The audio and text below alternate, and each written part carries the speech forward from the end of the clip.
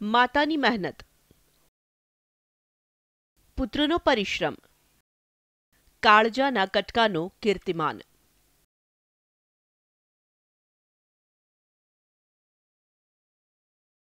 સિદ્ધિની આ કહાણી છે ભાવનગરના શિપમેકરના પુત્ર ચિત્રાંગની, જેણે કરી દીધો છે ચમત્કાર।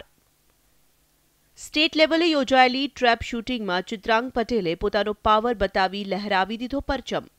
ચિત્રાંગે ટ્રેપ શૂટિંગમાં જીતનું નિશાન લગાવી 36 વર્ષનો રેકોર્ડ તોડ્યો છે। ચિત્રાંગની સફળતામાં તેની માતાની ભૂમિકા પણ મહત્વની છે।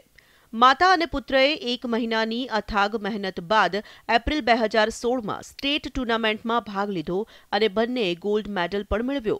આ ટુર્નામેન્ટ બાદ ચિત્રાંગ એક બાદ એક ટુર્નામેન્ટમાં પોતાનું કૌશલ બતાવતા રહ્યા।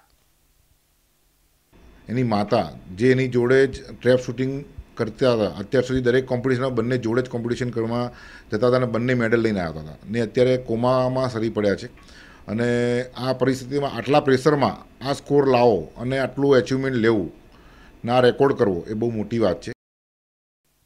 પુત્રએ પાળ્યું વચન, ચિત્રાંગે માતાને આપેલું વચન પાળ્યું। અર્જુનની જેમ લક્ષ્યને વળગી રહ્યો ચિત્રાંગ। માતા હોસ્પિટલમાં હોવા છતાં લક્ષ્ય પર રહ્યો અડગ। ટ્રેપ શૂટિંગમાં મેળવ્યો અવ્વલ નંબર। ચિત્રાંગે અથાગ મહેનત અને માતાના સતત સંઘાતથી અનેક સિદ્ધિઓ હાંસલ કરી છે, જેમાં તેણે મેળવેલા 4 ગોલ્ડ અને 1 બ્રોન્ઝ મેડલનો સમાવેશ થાય છે। તો ગત સપ્તાહે યોજાયેલી 36મી open Gujarat trap shooting tournament પહેલા ચિત્રાંગે તેની માતાને વચન આપ્યું હતું કે તે આ ટુર્નામેન્ટ જીતીને જ આવશે।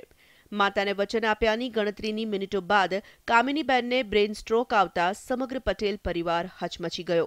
બ્રેઇન સ્ટ્રોકના કારણે કામિનીબેન કોમામાં સરી ગયા। આ વજ્રઘાત થવા છતાં ચિત્રાંગે તેની માતાને આપેલું વચન પૂર્ણ કરવા આ કપરી સ્થિતિમાં ટ્રેપ શૂટિંગની પ્રેક્ટિસ ચાલુ રાખી।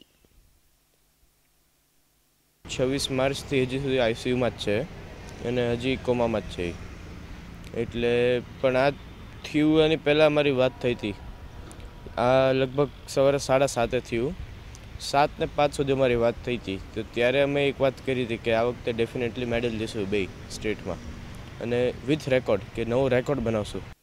માતા હોસ્પિટલના બિછાને કોમામાં સરેલી છે અને બીજી તરફ પુત્ર ચિત્રાંગ લક્ષ્ય સુધી પહોંચવા અને માતાનું વચન પૂર્ણ કરવા અડગ। આખરે ચિત્રાંગે ચમત્કાર કરીને માતાને આપી સોનેરી ભેટ। Bankim Patel, ETV news, Ahmedabad.